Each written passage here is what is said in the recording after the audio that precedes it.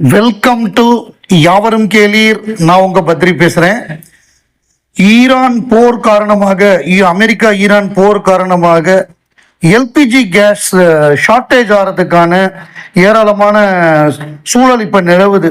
குறிப்பாக சென்னையிலையும் பெங்களூர்லையும் ஹோட்டல்ஸ்லாம் இன்னும் 2 நாளைக்கு தான் ஸ்டாக் இருக்கு, எங்களால் அதுக்கு மேலே எல்பிஜி சிலிண்டர் கிடையாது அப்படின்னு சொல்லி கவர்மெண்ட்டுக்கு லெட்டர் அனுப்பிச்சிருக்காங்க ஹோட்டல் சங்கத்திலேருந்து. ஏன்னா அது ஒரு பெரிய இண்டஸ்ட்ரி, அதை நம்பி ஏராளமான தொழிலாளர்கள் இருக்காங்க. அதை தவிர ஹோட்டலை நம்பி ஏராளமான பொதுமக்களும் இருக்காங்க.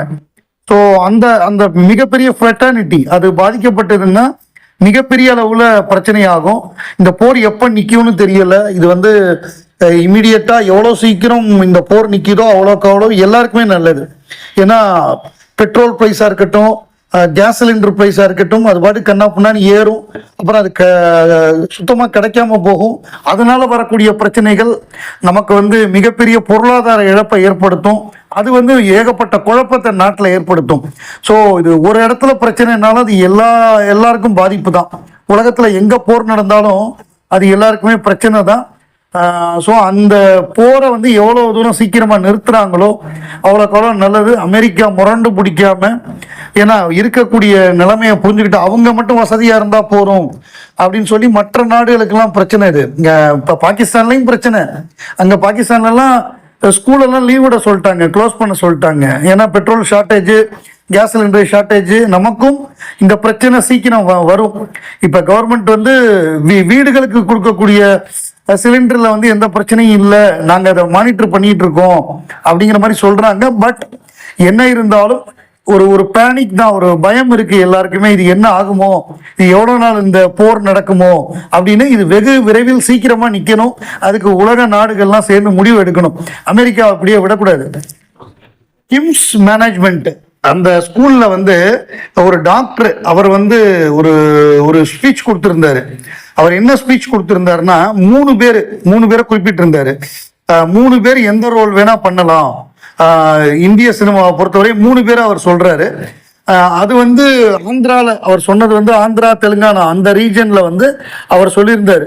கிம்ஸ் மேனேஜ்மெண்ட் அந்த மேனேஜ்மெண்ட் ஸ்கூல்ல அவர் ஸ்பீச் கொடுக்கும் பொழுது 1 கமலஹாசன், 2 நஸ்ருதீன் ஷா, 3 ஜூனியர் என்டிஆர். இவங்க 3 பேர் எந்த ரோல் வேணாலும் பண்ண முடியும். ஆனால் நஸ்ருதீன் ஷாவால் டான்ஸ் ஆட முடியாது. ஸோ இப்போ கமலஹாசன், ஜூனியர் என்டிஆர் எந்த ரோல் வேணாலும் பண்ண முடியும், அவங்க என்ன வேணாலும் பண்ண முடியுங்கிற மாதிரி சொன்னார். மெயினாக அங்கே அவர் கமல் பெஞ்ச் மார்க்குங்கிறது கமல் தான். இந்தியாவில் எந்த லாங்குவேஜ் எடுத்தாலும் இப்போ மோகன்லாலை பெரிய நடிகர்னு சொல்லணும்னா அவங்க மோகன்லால் கமலுக்கு ஈக்குவலான ஆக்டர்னு சொல்லுவாங்க. ஸோ மம்முட்டியா இருந்தாலும் சரி, அவர் பெஞ்ச் மார்க்னா கமல்ஹாசன் தான். கமல்ஹாசன் அளவுக்கு அழகா இருக்காங்க, கமல்ஹாசன் அளவுக்கு நடிப்பாங்க, கமல் அளவு டான்ஸ் ஆடுறாங்க, நீ என்ன பெரிய கமல்ஹாசனா அப்படின்னு அந்த மாதிரி கேட்குற மாதிரி அவர் ஒரு பெஞ்ச் மார்க்கை சொல்றாரு. ஸோ கமல் மாதிரி இருக்க முடியாது என்னை பொறுத்தவரைய. ஜூனியர் என்டிஆராக இருந்தாலும் சரி, யாராக இருந்தாலும் சரி, உலகநாயகன் கமல்ஹாசனுக்கு ஈக்குவலாக வர முடியாது. என்ன காரணம்னா, உலகநாயகன் கமல்ஹாசன் அவர்கள் ஜஸ்ட் ஹிட்டு ஃபிளாப்பு இதோட மட்டும் நிற்பவர் கிடையாது. அதை தாண்டி அவருடைய உயரம் ஜாஸ்தி. அவரை பற்றி பேசுறதுக்கு எவ்வளவோ விஷயங்கள் இருக்கு.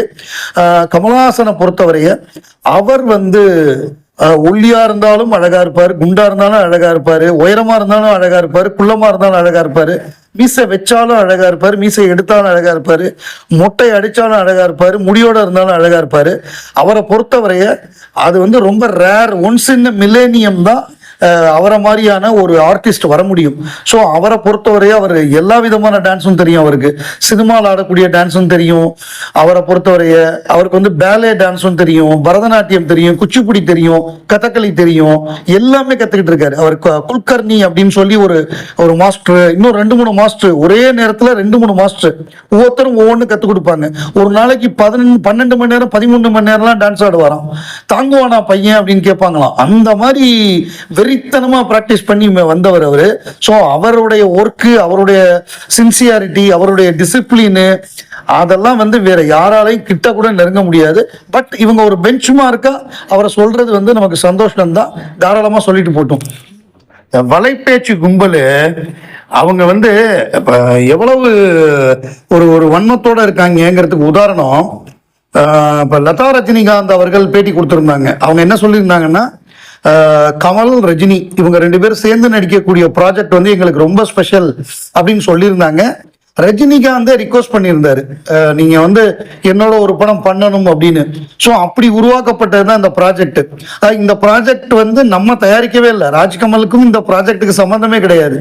இதை தயாரிக்கிறது வந்து red giant. So Rajini request பண்ணி கமல் சாரை சம்மதிக்க வச்சு ரெட் ஜெயண்ட் மூலமா நடக்கக்கூடியதான் இந்த ப்ராஜெக்ட். அதை முதல்ல புரிஞ்சுக்கணும். இது ஏதோ ஆர்கேஎஃப்ஐக்கு வந்து ரஜினி சேர்ந்து நடிக்கிற மாதிரி சொல்றாங்க. அவங்க வந்து சொல்றாங்க கமலுக்காக நண்பருக்காக தான் பண்ணி கொடுக்குறாருன்னு. இன்னொன்று மிகப்பெரிய உருட்டு என்னன்னா, இது ஏற்கனவே நம்ம பல முறை சொல்லியாச்சு. திருப்பியும் இதை அதாவது அவங்களுக்கு அந்த நியூஸ் 8 நிமிஷத்துக்கு 10 நிமிஷத்துக்கு நியூஸ் வேணும். அப்படி ஏதாவது நியூஸ் கிடைக்கலன்னா இந்த மாதிரி ஏதாவது ஒன்று உருட்டி விடுறாங்க. அது என்னன்னா, முதல்ல வந்து ரஜினி கமல் ஆர்கே அண்ட் கேஹெச்ன்னு இருந்துதான். இவர் பார்த்துட்டு ரஜினி பார்த்துட்டு இல்ல இது வந்து KHRK தான் இருக்கணும், அவர் சீனியரு அப்படின்னாராம். இவங்க தான் உலகநாயகன் பட்டம் எதுக்கு இவர் போடுறாரு, பட்டம் போட மாட்டேன்னு சொன்னாரு, ஏன் போடுறாருன்னு இவங்க 2 நாளைக்கு முன்னாடி பேசினாங்க. அதாவது உலகநாயகன் பட்டம் கமலஹாசன் விரும்பி போடல, அவர் போட வேணான்ட்டாரு. அவருடைய படங்கள்ல போடல. இது ரெட் ஜெயண்ட் படம். குறிப்பா இதை பொறுத்தவரைய ஒருத்தருக்கு சூப்பர் ஸ்டார்னு போட்டுட்டு ஒருத்தருக்கு வெறுங்க கமலஹாசன் போட்டா நல்லா இருக்காது அப்படிங்கிறதுனால நெல்சன்னு 2ஐயும் போடுறாரு. ஸோ 2 பேருக்குமே பட்டம் போடுவோம். ஏன்னா ரஜினி பட்டத்தை விட மாட்டாரு. அதனால கமலுக்கு வந்து இருக்கிற பட்டத்தை கொடுத்துருவோம்னு சொல்லி கொடுக்குறாங்க. இதுக்கும் கமலுக்கும் எந்த விதமான சம்பந்தமும் இல்லை. அவர் இதெல்லாம் விரும்பவும் மாட்டாரு. இன்னைக்கு SS வாசன் அவர்களுடைய பிறந்த தினம். SS வாசன் அவர் தான் Gemini studios Ananda Vikatan owner, Gemini studios owner. Tamil சினிமாவுக்கு வந்து முதல்ல மிகப்பெரிய ஒரு படத்தை எடுத்து கொடுத்தவர். சந்திரலேகா அப்படிங்கிற ஒரு மாபெரும் மேக்னம் ஓப்பஸ் அப்படின்னு சொல்லுவாங்க.